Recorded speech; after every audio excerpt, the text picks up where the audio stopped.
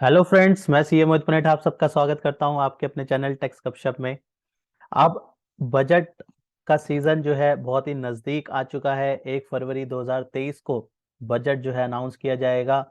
उस बजट में क्या क्या हम क्या क्या एक्सपेक्ट करते हैं और उस बजट पे क्या क्या जो है उसमें प्रपोजल रखे जाएंगे, कैसे कैसे जो है हमारे आने वाला फाइनेंशियल ईयर 2023-24 में जो है वो इम्पैक्ट करेगा। तो आइए वो देखते हैं, डिस्कस करते हैं कि क्या क्या एक्सपेक्टेशन है इस बजट की। और साथ ही साथ देखते हैं कि फाइनेंस मिनिस्टर जो है एक मिडल मैन के बारे में क्या उन्होंने अभी कुछ दिन पहले ही अपना व्यू शेयर किया है, उसको भी हम लास्ट में डिस्कस करेंगे। तो बने रहिएगा एंड तक। बहुत ही इम्पोर्टेंट जो है आज की डिस्कशन होने वाली है। बहुत ज़्यादा जो है इसमें जो हम एक्सपेक्टेड चेंजेस जो हैं, एक्सपेक्टेड प्रपोजल्स जो हैं, उसके बारे में पॉइंट टू पॉइंट एक बार देखते हैं कि क्या क्या जो है पॉइंट रेज हो सकते हैं।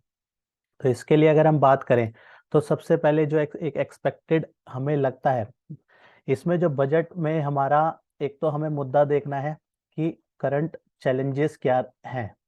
राइट, चैलेंजेस क्या हैं, उसके बाद इन चैलेंजेस के को डील आउट करने के क्या वेज हैं।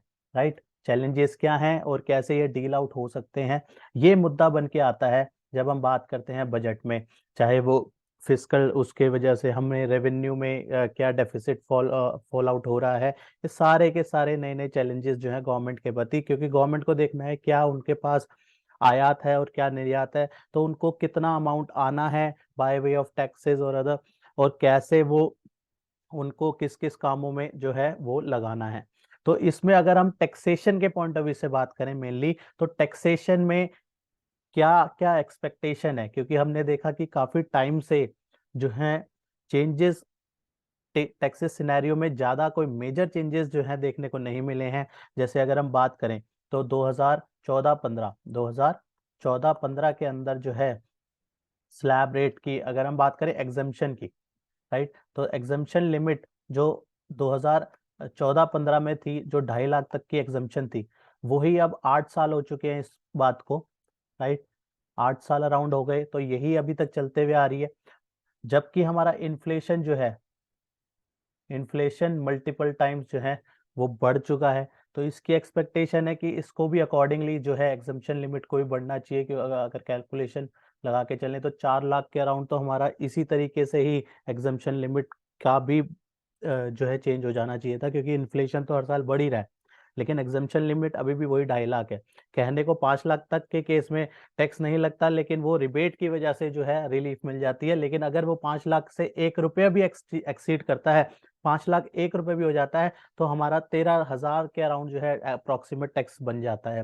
12,500 प्लस 4% एजुकेशन सेस जो है उस पर लग जाता है। तो वो जो हमें रियायत मिलनी होती है 5 लाख से एक थोड़ा सा बढ़ते ही जो है वो रियायत नहीं मिलती। तो कहीं ना कहीं एग्जम्पशन के दायरे को भी अगर बढ़ाया जाए, यही बात जो है अभी कुछ दिन पहले न्यूज़ में हमने देखी कि जी जी बिजनेस में जो है जो अनिल शाल्वे जी हैं, अनिल सिंघवी जी, सॉरी, उन्होंने भी यही बात करी गई है। उन्होंने भी ये बात इसके ऊपर जो है प्रकाश डाला है कि कहीं ना कहीं एग्जम्पशन लिमिट को भी जो है बढ़ाना बहुत जरूरी है। इसको भी जो है बहुत साल से 8 साल से अराउंड ये वही चल रहा है। और अगर हम बात इसी स्लैब रेट से मिलती जुलती अगर एक पॉइंट और डिस्कस करें, तो अभी डिलॉयट ने भी यही इसी बारे में भी बात करी थी। जैसे हम बिग फोर जानते हैं, डिलॉयट जो है उनमें से एक है। वहां पे भी उन्होंने भी कहा कि स्लैब रेट में जो है चेंजेस होना चाहिए। जो 30% का स्लैब है, इसको 25% जो है अप्रोक्सीमेट कर देना चाहिए, 25% कर देना चाहिए, या फिर इस तरीके से कि 20 लाख से ऊपर की जो अमाउंट है इसके ऊपर जो है 30% लगे। तो ऐसे करके वहां पे भी एक्सपेक्टेशन लोगों ने अपनी अपनी अपने हिसाब से जो है बताई है कि ऐसा होना चाहिए। बाकी क्या होगा वो हम फरवरी में देखेंगे, लेकिन इनकी हाईलाइट अगर हमारे माइंड में प्रिपेयर होगी तो हमें इजी होगा उस टाइम पे कोरिलेट करना कि क्या जो है मुद्दे निकल के आए हैं और पिछले पास सिनेरियो को देखते हुए क्या आगे की एक्सपेक्टेशन है, उससे हमें थोड़ा सा इजी हो जाता है। इसी के साथ अगर हम बात करें, और भी काफी ज्यादा पॉइंट्स हमारे बन जाते हैं। छोटे छोटे मुद्दे हैं, लेकिन हमें पहले से ही ध्यान रहेंगे तो हमें बजट समझने में आसानी होगी। इसी के रिगार्डिंग चेयरमैन जो है तरुण बजाज जी, यहाँ पे इन्होंने भी एक बात कही थी कैपिटल गेन के रिगार्डिंग। कैपिटल गेन के रिगार्डिंग इन्होंने बात करी थी कि इसको जो है दोबारा से रीस्ट्रक्चर करना चाहिए और इसका जो है इसको सिंप्लीफाई करने की जरूरत है। इसका जो कैपिटल गेन का जो स्ट्रक्चर है उसको मॉडिफाई करके सिंप्लीफाई करने की जो जरूरत है। एक जो एक्सपेक्टेशन है आने वाले बजट से, एक एफडी के फिक्स डिपॉजिट जो होता है इसमें देखा गया है कि काफी ज्यादा डिक्लाइन जो है इवेल्युएट करा गया है और कहीं ना कहीं अब जो निवेशक हैं, जो इन्वेस्टर्स हैं, अब कम प्रायोरिटी दे रहे हैं एफडी को। कहीं ना कहीं उसमें टैक्स भी लग रहा है, टीडीएस का भी इम्पैक्ट है, तो इसलिए लोग जो हैं, और हम देखते हैं कि इन्फ्लेशन का रेट को भी जो है कहीं ना कहीं हमारे एफडी कवर नहीं कर पाता, तो कहीं ना कहीं प्रायोरिटी बहुत कम हो चुकी है एफडी की। तो इसके ऊपर भी जो है वर्किंग करने की जरूरत है और यहाँ पे भी कहा गया है कि इसको भी जो है टैक्स फ्री करा जाए। इस तरीके से यहाँ पे भी इसकी भी एक्सपेक्टेशन है कि शायद टैक्स एफडी को भी टैक्स फ्री कर दिया जाए। इसके बाद बात करें हम टैक्सेशन के रिगार्डिंग ही हम मैटर लेके चल रहे हैं, क्योंकि आप हम सब जो है टैक्सेशन के रिगार्डिंग मेनली डील आउट करते हैं, तो हमें मुद्दे जो है टैक्सेशन के जो है मेनली समझने होंगे, राइट। उसके अलावा बजट में और भी सेगमेंट्स रहते हैं, लेकिन हम जो है टैक्सेशन के रिगार्डिंग देखते हैं कि क्या क्या जो है न्यूज़ चैनल में चल रहा है, कि कहाँ कहाँ पे चेंजेस। बाद में मैं आपको एक सीएनबीसी का वो भी दिखाऊंगा, ठीक है, एक क्लिप भी दिखाऊंगा जहाँ पे हमारे फाइनेंस मिनिस्टर ने जो है मिडिल मैन के रिगार्डिंग कुछ शेयर किए हैं व्यूज। तो यहाँ 80C में क्या बात करी गई है, 80C में कहा गया है कि 1.5 लाख की लिमिट जो है अभी तक वही चल रही है और काफी ज्यादा जो है इसमें जो है इन्वेस्ट करने के ऑप्शंस हैं, लेकिन लिमिट अभी भी 1.5 लाख ही है और कई सालों से 1.5 लाख ही चलती हुई आ रही है। जहां और बात करें तो हर चीज बढ़ रही है और इस लिमिट को भी अकॉर्डिंगली बढ़ाने की जरूरत है, और कहा गया है कि इसको भी जो है एक्सपेक्टेड रखा गया है कि 3 लाख तक की हो सकता है कि इसकी भी लिमिट जो है चेंज करी जाए।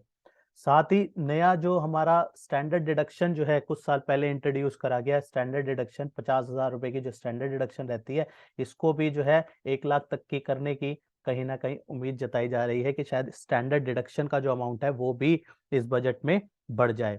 इसके अलावा 80D का जो हमारा मेडिकल का रहता है, ये कोविड के बाद से जो है मेडिकल काफी ज्यादा इन्फ्लेट रहा है, तो यहाँ पे भी जो हमारी बेसिक जो है 25,000 की जो लिमिट रहती है, इसको एक्सपेक्टेड कहा गया है कि 50,000 तक ये हो सकती है। तो इस तरीके के कुछ जो चैलेंजेस हैं, चाहे हम फिस्कल डेफिसिट, इकोनॉमिक डेफिसिट की बात करें, इकोनॉमिक डेवलपमेंट की बात करें, इन्फ्लेशन की बात करें, या फिर इंपोर्ट और एक्सपोर्ट का जो डेफिसिट है, मतलब तो इन सब चीज़ों का जो दायरा है, तो यहाँ पे हमारी अगर हम इनकम टैक्स के पॉइंट ऑफ व्यू से समझे तो इस तरीके की कहीं ना कहीं कुछ एक्सपेक्टेशन निकलती है, जहाँ पे एक्सपेक्टेड है कि जो है चेंजेस होंगे इस आने वाले बजट में। जैसे कि और होम लोन की अगर बात करें तो होम लोन सेल्फ ऑक्यूपाइड के केसेस में क्या रहता है, वहां पे हमारा जो है जो लिमिट रहती है उसको भी बढ़ाने की बात करी गई है, यहाँ पे 2 लाख से उसको जो है इंक्रीज करने की बात करी गई है। बाकी एक्चुअल क्या रहेगा वो आने वाले टाइम पे पता लगेगा कि क्या क्या जो है लिमिट में बदलाव करे गए हैं। तो आइए अब मैं दिखाता हूँ आपको कि फाइनेंस मिनिस्टर ने अभी कुछ दिन पहले क्या जो है वो रखा, अपना व्यू शेयर किया है कि वो मिडिल मैन के बारे में किस तरीके से जो है अपना थॉट प्रोसेस रखते हैं। तो आइए मैं आपको लेके चलता हूँ उस क्लिप के ऊपर।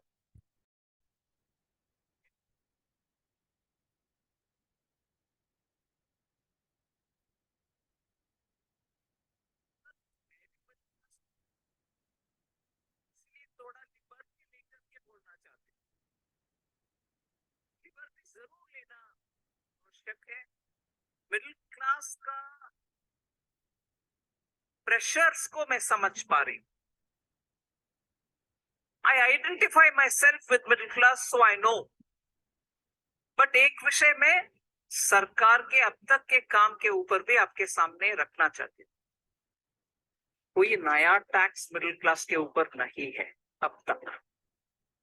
आप शुरुआत में बोले 4 बजट, अभी 5वीं बजट। मैं हाथ जोड़कर बहुत विनम्रता से पूछ रही हूँ, क्या नया कुछ टैक्स मिडिल क्लास के ऊपर डाला है क्या? प्लीज मुझे बोलिए। शुरू उससे।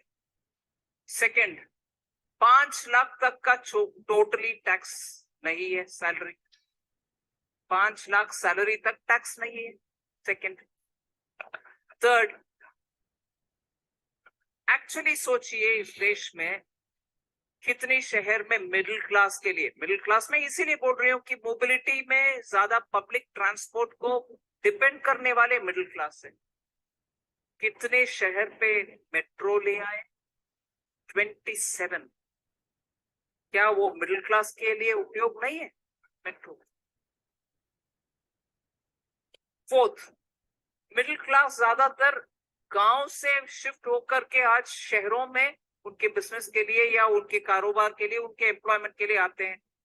100 सिटीज को स्मार्ट सिटी बनाने के लिए पैसा दे दिए। ये क्या मिडिल क्लास के लिए, उनके लिविंग इजी होने के लिए नहीं है क्या कदम?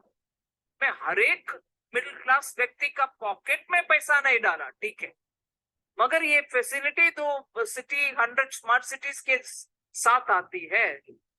उदाहरण में परसों इंदौर में थी, इतना सुंदर रखते हैं उनके शहर, इसीलिए तो कंट्रीज मोस्ट क्लीनेस्ट सिटी। उधर रहने वाले मिडिल क्लास को फायदा नहीं है क्या? ऐसे ही 27 metros, 100 smart cities, drinking water घर तक पहुंचना, more than, if I know right, 111 lakh के घर तक पहुंचा है। वो मिडिल क्लास आप नहीं है, मैं नहीं हूं क्या? वो मिडिल क्लास नहीं है क्या? उनको भी चल रही है काम। पानी तक उनके यहाँ पहुंचा है अब तक जो नहीं था। वो मिडिल क्लास नहीं है क्या? वो भी, उनको भी चल रही है। सो ऐसे में लिस्ट कर सकते, मगर बात यही नहीं।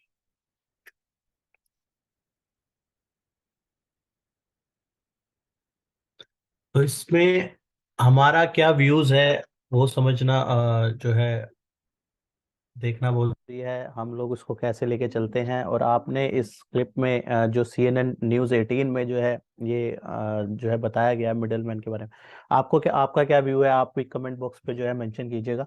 राइट, तो अब बजट में क्या आता है वो तो 1 फरवरी 2023 को ही हमारे सामने आएगा। तो इसी के साथ तब तक के लिए होल्ड लेते हैं और मिलते हैं नेक्स्ट वीडियो में नेक्स्ट टॉपिक के साथ। टिल देन बाय बाय, जय हिंद जय भारत।